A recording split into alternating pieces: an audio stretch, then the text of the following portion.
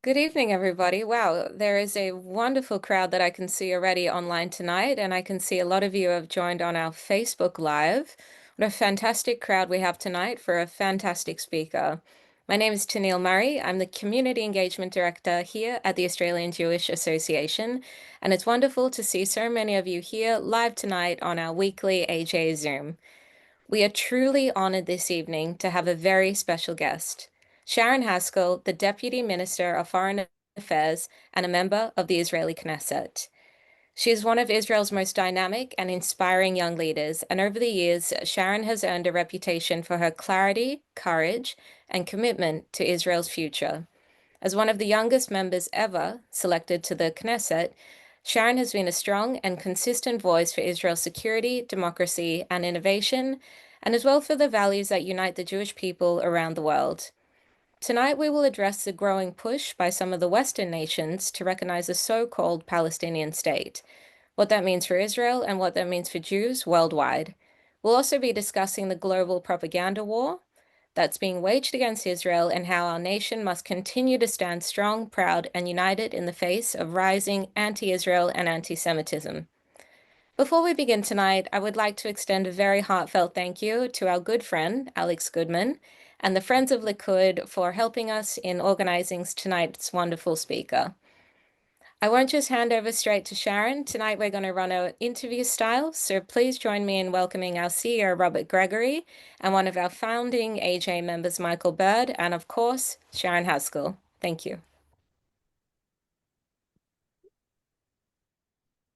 Thank you, Tennille, and a real pleasure to be with everyone tonight. A big pleasure to have Deputy Minister Sharren Haskel here. I think for the questions, we might start with Michael, who I'll just say is in India celebrating his birthday and wedding anniversary. So Mazel Tov to Michael, and over to you. Thanks, Robert, and thanks, Sharren, for taking the time. Your foreign ministry must be the busiest in the world, I can imagine. Firstly, before we go on to the subjects that Robert and I have got planned for you, there's two obviously breaking news stories that I can't ignore. One is the election of Mandami. I just want to know, what does that mean for Israel? Will he arrest Bibi if he ever comes to New York? Has he got the power? And what are the repercussions? And the other breaking story about the military advocate general, it seems very complicated. If you can give us like a brief outline of what is it all about. I believe there's allegations of leaked videos and whatnot. So if you can give us like a brief outline of what that story is all about. Okay. So about Mamdani, look, this is obviously extremely complicated and heartbreaking. Heartbreaking, definitely for the Jewish community in New York, and here for Israel. But it's not the first time that we're dealing with an anti-Israeli and even anti-Semitic mayor of the city. His power is very much restricted. And let me remind you that the United States is not part of the Rome Convention. So there isn't really a jurisdiction in the United States as well for that. And that's important to clarify. So look, in regards to Israel, I think his power will be limited. I think like many extreme socialist and communist leader, they will fail, because communism doesn't work. It fails. And it comes on the expense of the poor people. I know his campaign was a lot about reducing the cost of living in New York, but the fact is that the tools that he intends to use, whether he'll be able or not, because this is, I think, his first real job, coming from all the background he is, from a very privileged family, never needing to have a real job to work for yourself as well. I'm not sure how successful he will be in implementing such extreme reforms, but they're bound to fail, like every other communist reform that were tried in the past. And I think that maybe trying, to see at least a little bit of light within so much darkness, maybe after they see some of the disaster that he will create, if he really follows up on a lot of his promises, I think that the Democrat Party, the extreme woke, the extreme progressive side in America, will have to do an in-depth rethinking and reshuffling of that agenda.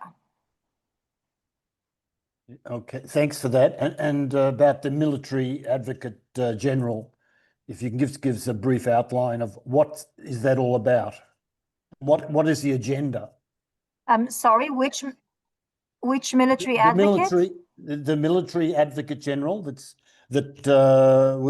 was apparently attempted suicide, but they found. Ah, okay. Yeah, okay. Look, I have to say, first of all, this is a very sensitive issue, I think, in Israel, but I think it touches many countries who are having a very live democratic debate about a judicial system in a democratic state and try and see their checks and balances and to regain trust. Because I know this debate has been happening in quite a few countries. So, look, beside that debate that is happening in Israel, and that's why it's extremely sensitive here to our people and to our country, I have to say this is a very extreme situation where the head of the prosecution in the IDF, she lied to us. She straight out lied, not just here in the Knesset when we've invited her to give a briefing to the representative, and she lied straight in our face. She put a deposit in the High Supreme Court, a declaration from her, which today we know was a complete lie after this investigation. And that in itself is something that shakes us Israelis to the core, that someone who's in charge of abiding and guarding the rule of law have actually didn't just pass the law or broke the law, but they lied. They lied to those people that are meant to put the checks and balances, like the Parliament House and the committees, and like the High Supreme Court. And so this is a major issue for us because it creates even further and it deepens the distrust between some people in the judicial system and the Israeli public. She's been arrested and she's been investigated, and the investigation will continue.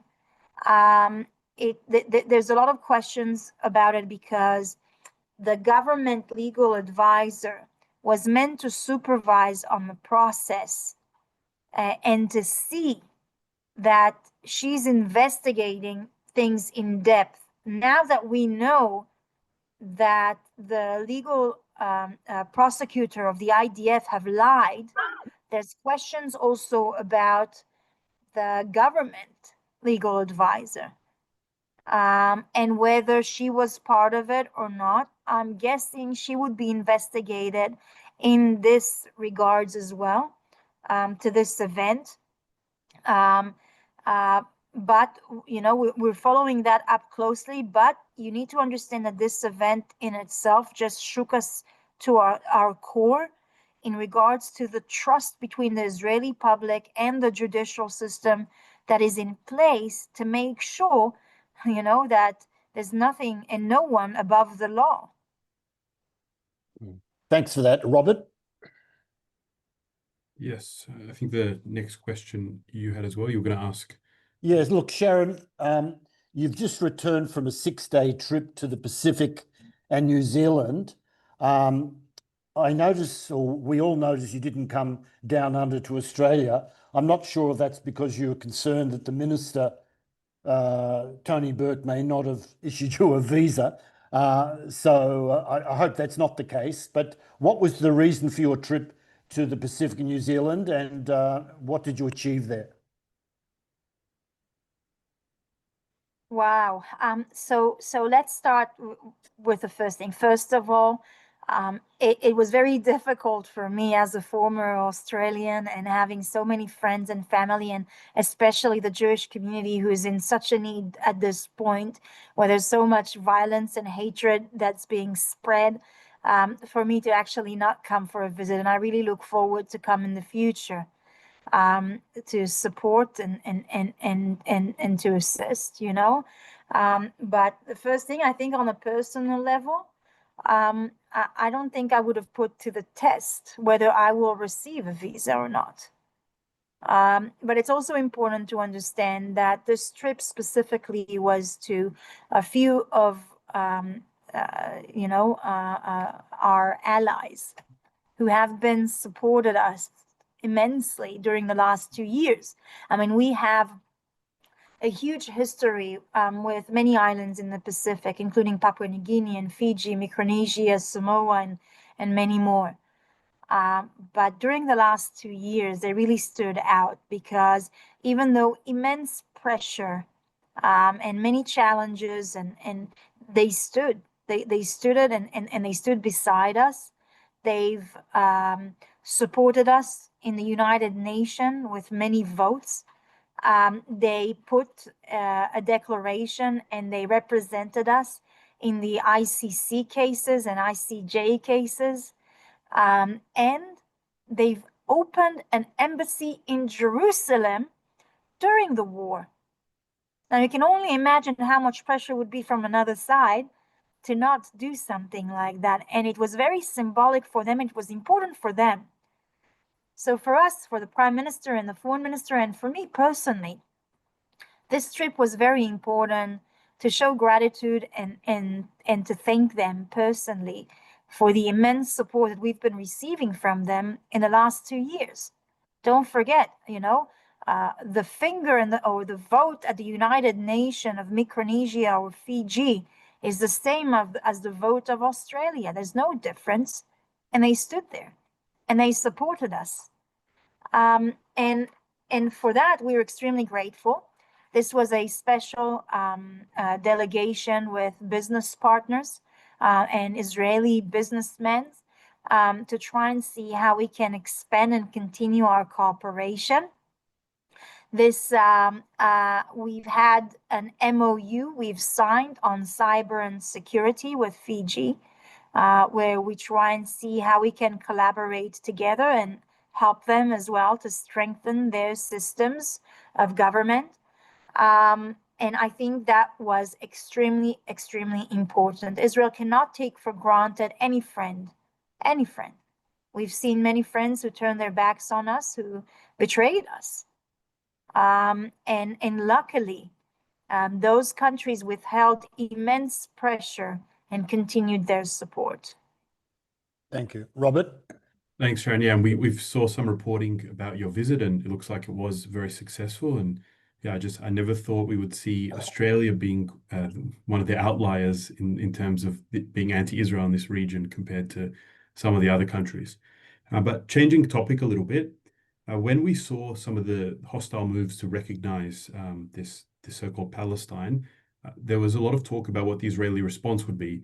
And a lot of people were calling for Israel to declare sovereignty in Yehuda and Shomron. That didn't end up happening, and it was sort of overshadowed by the hostages deal.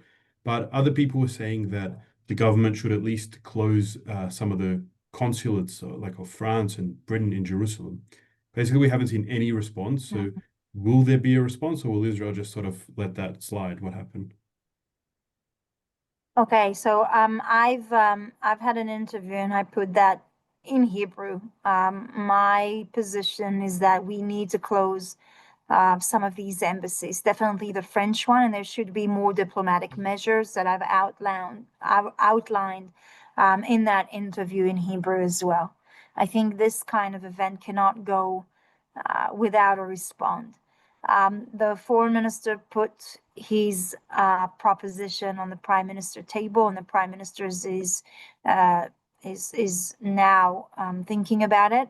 I hope he'll give us a reply very soon. But there has to be very, very harsh measures to that. I mean, it's such a hypocrisy from so many countries. doing that. And it truly feels like a betrayal of a very long history of friendship, to reward a terrorist organization after the worst massacre of Jews since the Holocaust, and to reward them with a state where we know it is my children who are going to pay the price for it, is absolutely unacceptable. It's shameful, and it is a betrayal.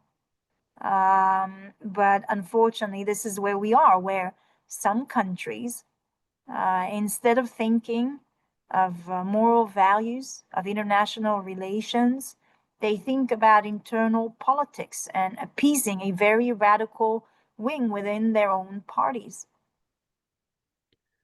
So it's good to hear that there will be a response to some of these countries. And I think maybe we can look at the example of our organization, the Australian Jewish Association, was bringing out Simcha Rothman to Australia to speak, and his visa was approved. As you know, at the last minute, the government revoked it, and it caused a bit of an incident between the countries. Prime Minister Netanyahu was involved, and the Prime Minister Albanese here. Can you speak a bit about what the Israeli response was? I think some diplomats in Ramallah had their visas revoked, or was the Australian ambassador called in? How was it all taken in Israel? What happened? Are you talking about the statement in Ramallah in regards to the consulate, the Australian consulate? Yeah, I'm talking about what was the response in Israel to the refusing the visa to Simcha Rothman and to other prominent Israelis that wanted to visit here?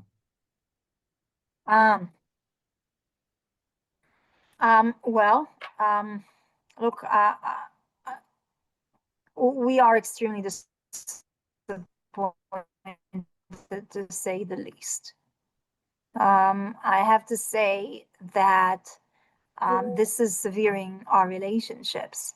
And it's not just that, there's been more difficulties that were put on the requests for visas for every Israeli, like a form where they need to declare about military service, many visas that take way too long. And, I wonder whether it is on purpose or just the process, but it's a question that we should ask.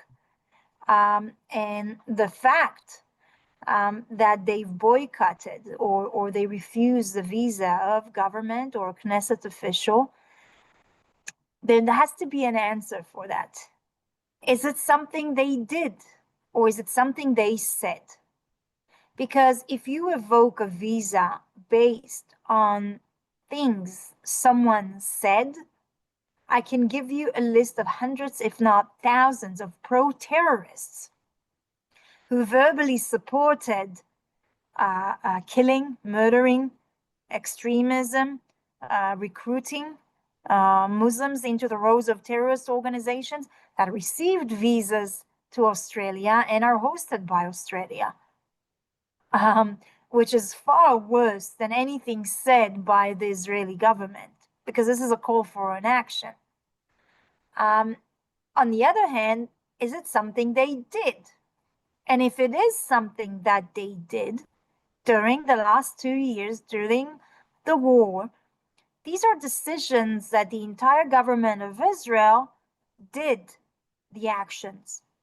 And so if they boycott one, they need to think whether they're boycotting everybody, because we are all responsible for the actions of Israel during this war. And we all support and back the prime minister. And I think that when they cannot answer that, then it's obvious that this is much more personal than an actual policy or decision by law or anything like that. Sharren, the majority of the international community now side with the Palestinians, with some countries totally obsessed with Israel. These include countries like UK, Ireland, Spain, France, Canada, Sweden, and Norway, for instance.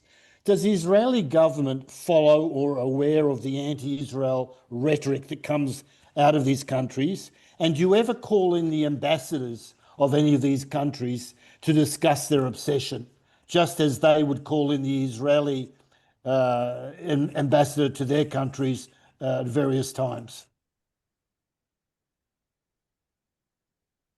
Yes, absolutely. We do call on different ambassadors when there's different statements. So when we think there's been taken extreme measures against Israelis or even against the Jewish community.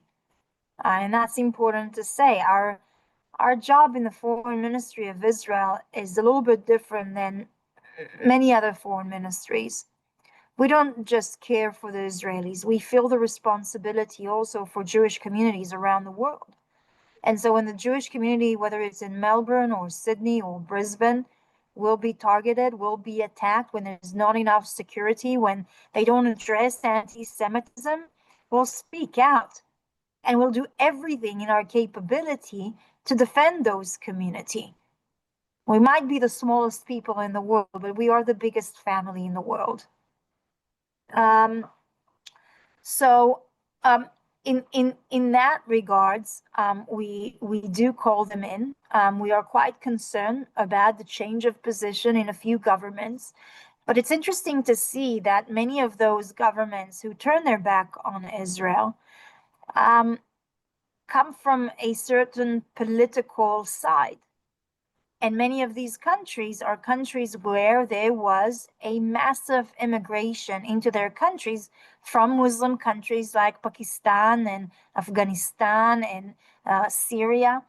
Those countries, I have to say, in their education system, anti-Semitism is something normal, ordinary. And they come with a lot of that indoctrination of hatred towards Jews to democratic, Western, civilized country. And when they don't assimilate into the new culture, the British culture, the French culture, or the Belgian culture, then they don't just hold those beliefs as something normal, but they spread it. And that's the explosion of hatred and violence that you see in many countries around the world. And when you see government who change their rhetoric, in most cases, it's about internal politics much more than international politics.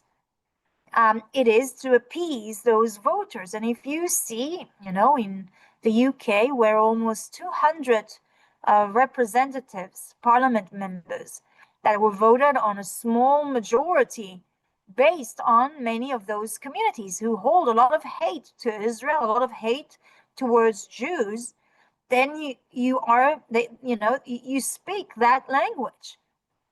I disagree with that.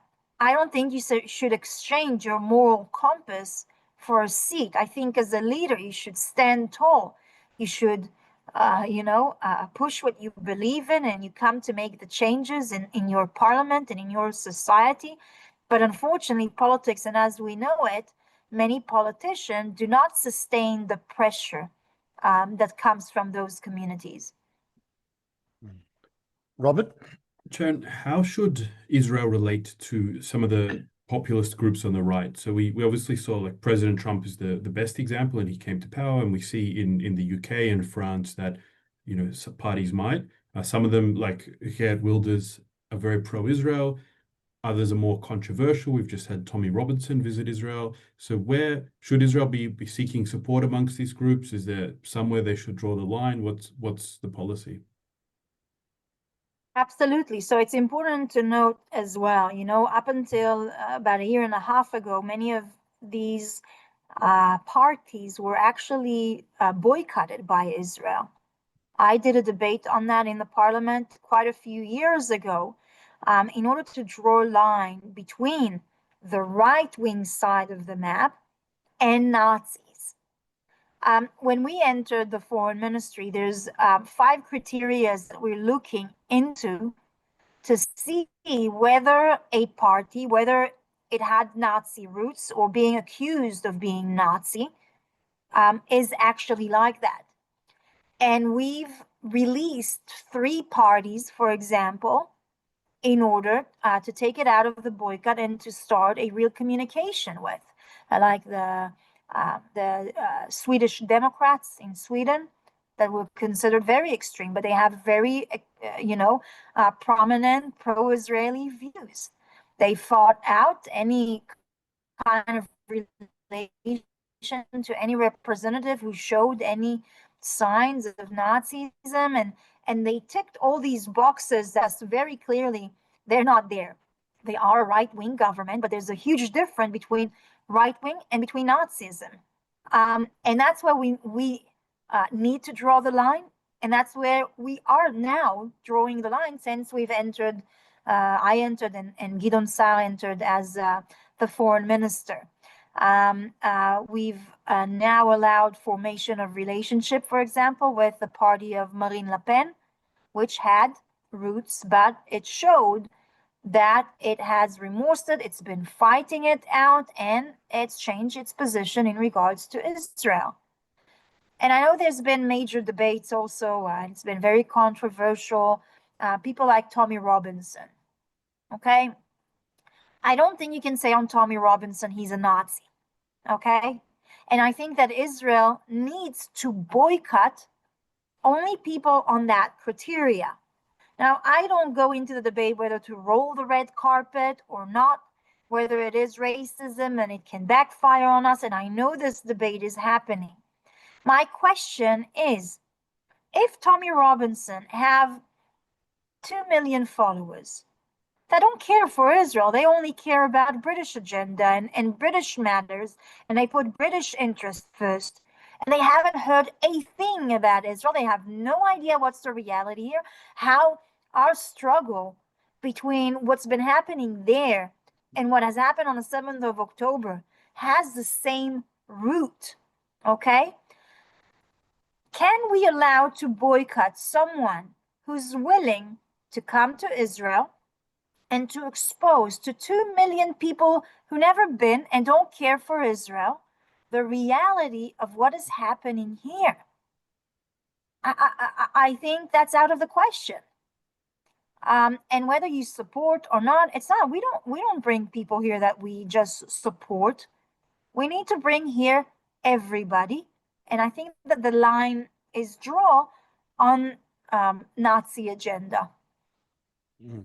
Sharren, on that note, aren't far left-wing, particularly Jewish groups like New Israel Fund, J Street, and those type of groups, don't they do more damage to Israel's credibility than the far right? Because they use their Jewishness as like a tool to say, well, look, we're Jewish, and in fact, we call those sort of people as a Jews, because they always start off, well, as a Jew, we object to the state of Israel or this sort of thing. Is that, do you agree that the far left, and particularly the Jewish far left anti-Zionists, are a bigger problem than the minority far right?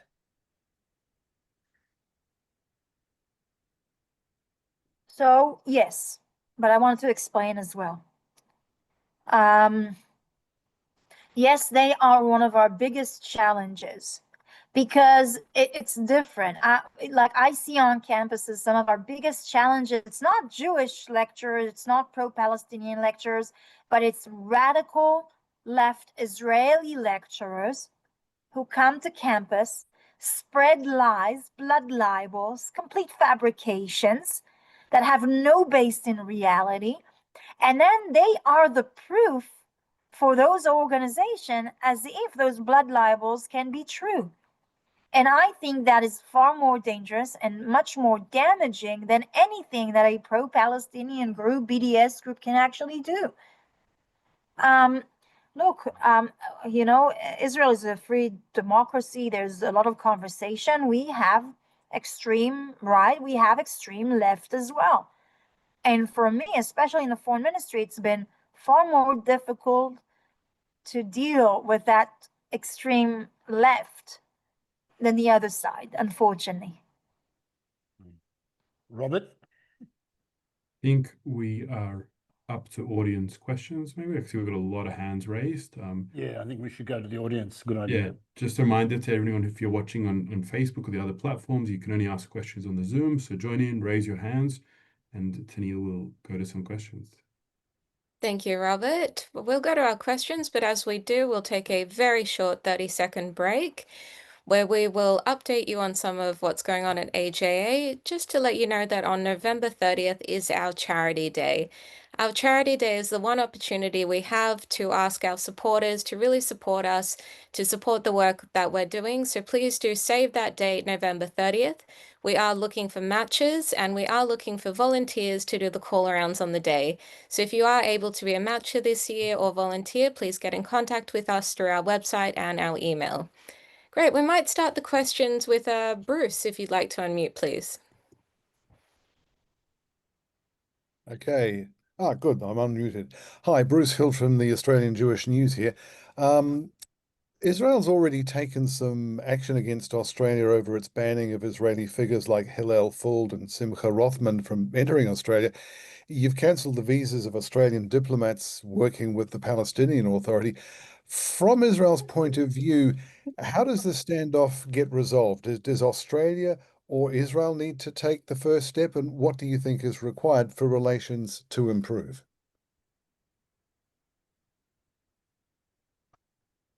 Well, I think there's two major steps that needs to happen in order for our relation to improve. But the question is, I think before that, the internal politics and whether they want to sustain internal political pressure that comes from the radical side of the Labour Party, to be honest, and also from other parties, obviously the more left-wing parties.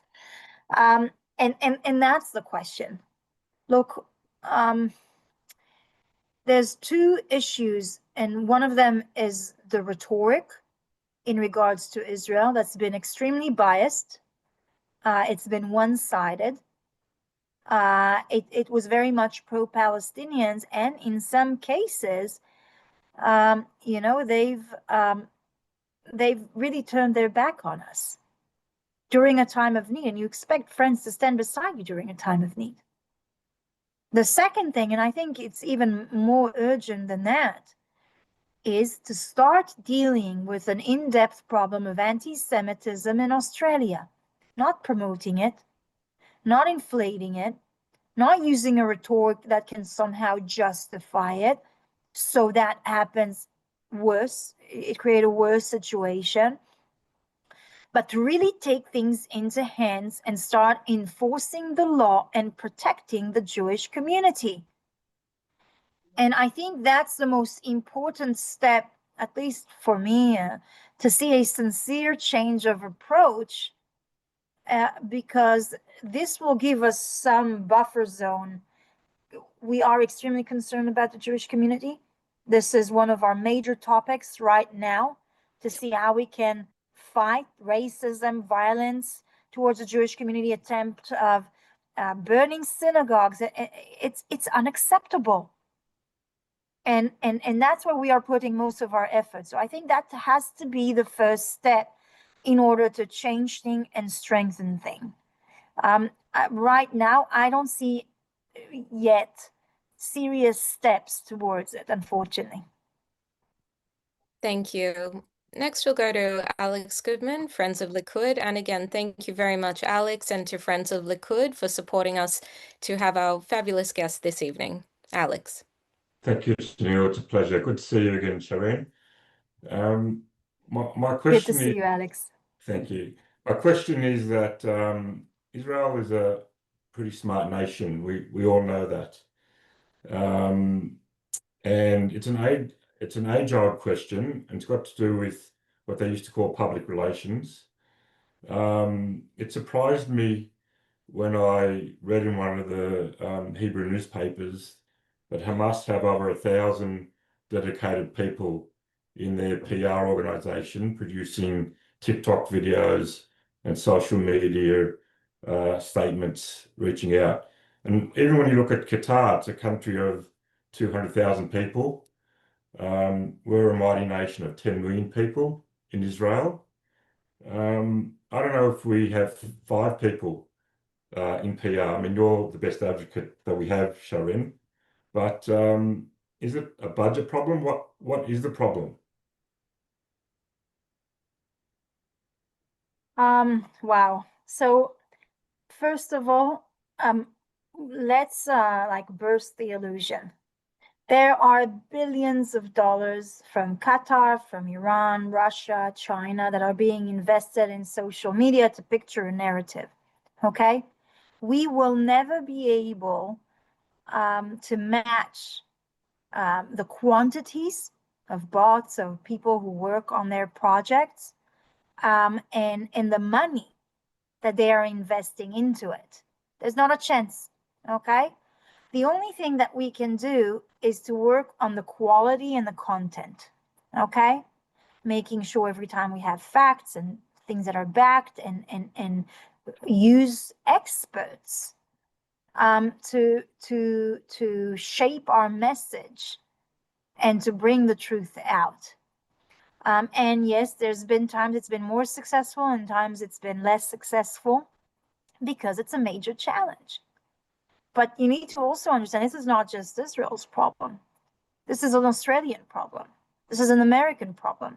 This is a European problem. They don't just target Israel. Okay? It's just now been exposed that the Iranian regime have invested a lot of bots in the Scottish politics. Many of them failed once the Rising Lion operation, and many of them were compromised and they were shut down. But they saw many accounts in Scotland that are Iranian based, are like are Iranian bots. What do they do in Scotland? Why is Scotland so important? And it is to create, destabilize, and create chaos and to push their propaganda. You look on Al Jazeera. Okay, Al Jazeera is one of the most popular network and social media networks, and it's been radicalizing youth all around the world. In Australia, in Africa, in Europe, everywhere. And the problem of radicalization of Muslim community is not an Israeli problem. We are at the front line. We are at the front line of a war, not a territorial war, but a religious, a cultural war. We've been fighting it now for 2 years against 6 armies. But that religious war of radical Islam against Western civilization, Western democracies, is a war that is happening in Australia and in Europe, in Africa, in Asia, in Latin America, in North America. And it is something that the world needs to fight together with us.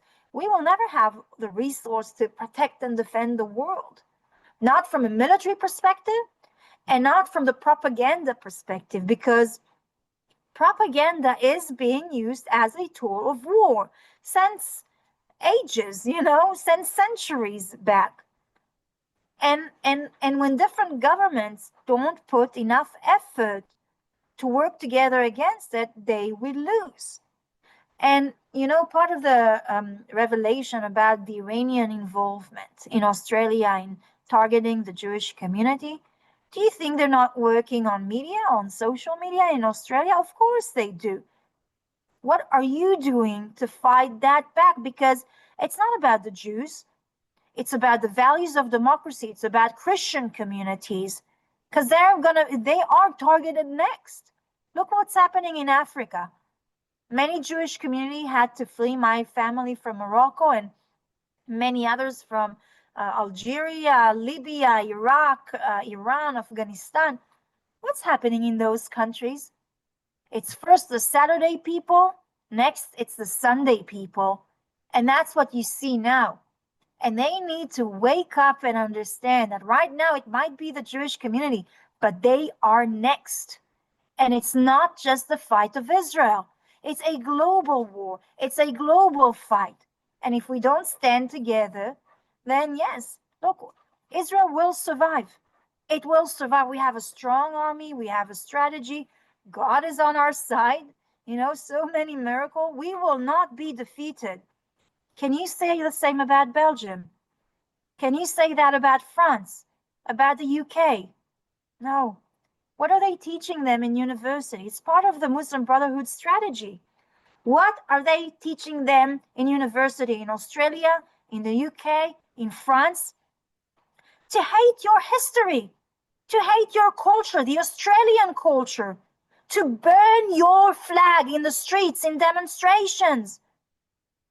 Who are the soldiers in the front line of Australia? Why would you risk your life to defend your country? And I tell you, I was a combat soldier for 3 years, risked my life for my family, my community, because I love them. I love my country. I love my history. I love my culture. I am willing to die for what I believe in. In one generation in Australia, with the younger generation burning Australian flags, learning in university to hate your history, to despise it, where your cultural idol, like Australian singers on the stage in the UK saying how ashamed she is being Australian, and how and how embarrassing, how she is embarrassed, and how disgusting is the Australian history. Who will go to the Australian front line if there ever be a war? Who will defend your borders? Who will risk their life to protect your value, your country, your nation? This is far bigger than Israel. The propaganda war in universities, social media is in your front yard already. We will fight it out, but we cannot fight for Australia. We cannot fight for the US. We cannot fight for Europe. Thank you. Wow. Well put. Fantastic. Yeah. Shane, would you like to unmute, please? Hi, Sharon. I'm a big fan.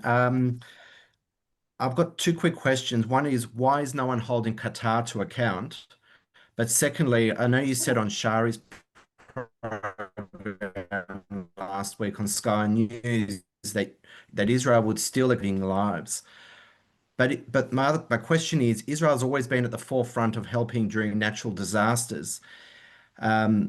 Is Israel going to still support and help those countries which have been completely hostile in the last 2 years towards Israel?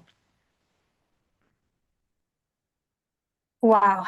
So you were a little bit cut out, but we were talking about the assistance and the security assistance between Israel and Australia. And I have to say, we have a very strong friendship and relationship with Australia, a historical one that goes back before during the First World War and beyond that. It is unbreakable. And it is, despite this government or another government, and our security relations are so important and are so tight. Our security forces trust completely your security forces, and there are many, many collaborations who have saved many Australian lives, as it's been revealed even last week with the terrorist attack that now was meant to happen on an Australian flight. It's not about diplomatic relations, it's about saving lives, and it's about saving Israeli lives and about saving Australian lives. And there will have to be a radical extremist breaking point for that to actually damage this relationship. It was put to the challenge. I think, and I'll share with you, I don't know if it was shared before, but to be really honest, after the event of the World Kitchen organization, which was a tragedy, and we've said it was a tragedy, and mistakes happened during a war. The Australian government requested an investigation of an independent Australian representative to come to Israel to investigate us. Now, you need to understand what it is, and we don't do that with anyone, including our best friends.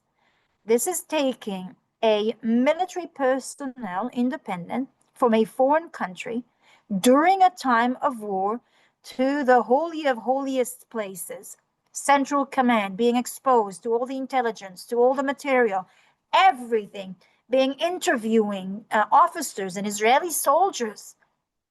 You don't do that. No other country do that. But we did it because of the special relationship with Australia, and mostly because of the deep trust we have between the Israeli forces and the Australian forces working together on very close collaboration. And he did. and he did his independent investigation in investigating soldiers and officers and watching our material and being exposed to it. And I want you to open the last page in the report that he put on the Australian government table.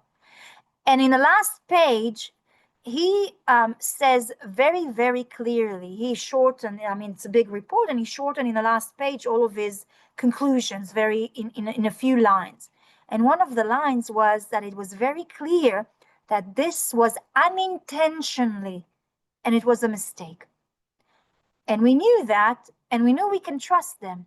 But what happened the next day? I think it was 5 p.m. Penny Wong go in the media and said that this event was intentionally by Israel. A lie. How do you think that makes us feel? Do you think that damaged our security relationship? I'll leave you with that question. But I think you truly you'll understand how we felt about it. Thank you. Alan, Schrute, let's go. Would you like to unmute, please? Thank you very much. I'm sorry that my team is telling me that we have to go. That we need to go. So maybe I'll take the one last question. Okay, I was asking something in a different tact. Ben Gvir and Smotrich and their supporters in the West Bank who are destroying orchards and homes. Are you allowed to talk about it, being a member, they're members of your government? I think they're doing Israel a lot of damage. I'm sorry, can you repeat that? It was breaking a little bit. I think the question was about some of the things that go on in Yehuda Shomron, some of the like alleged fires and arsons and different things like that. Oh, so what was the question about the violence in Judea and Samaria? Look, Sharren, just because you have to leave, we always ask our guests one final question, and we want to ask, what would you like to say to our community before you leave us? What is the message you'd like to give us, please? Wow. What is the message? So, first of all, for me, it's very, very important for you to know that we stand beside you. As much as we've been going through a very difficult time, I know that it's been very difficult for the Australian Jewish community as well. We support you, we strengthen you, and we'll do everything we can do in order to help you during those times. I'm really grateful, and the Israeli people are really grateful to know we have such good friends in Australia that have supported us throughout the last 2 years. I want to thank you, and I want to thank your organization, the AJA, and obviously Australian Friends of Likud, for all of the delegations and conferences and discussions and social media reports and everything that you've been doing in order to help to spread the truth. Thank you so much for that. I truly, really appreciate it. Thank you so much for your time. Thank you so much for joining us. It really means a lot for us, especially here at the AJA and for the Australians here, and for everyone who's watching us live on the Zoom, on our Facebook, watching the YouTube recording, that we have your support. We support you. We stand with Israel. And again, everybody, thank you, Sharren Haskel. It's been an absolute pleasure. We know that you did have to leave and you could be called on anytime. So we're just really grateful that we got to have this time with you. And we look forward to seeing you in person. AJ will be visiting Israel in June 2026. So we look forward to meeting you then, myself in person, and hearing more from you. Again, thank you so much for joining us. Wonderful. With great pleasure. I'd love to see you soon here in Israel and maybe also in Australia. Thank you With very pleasure. much. Thank you. Good evening, everybody.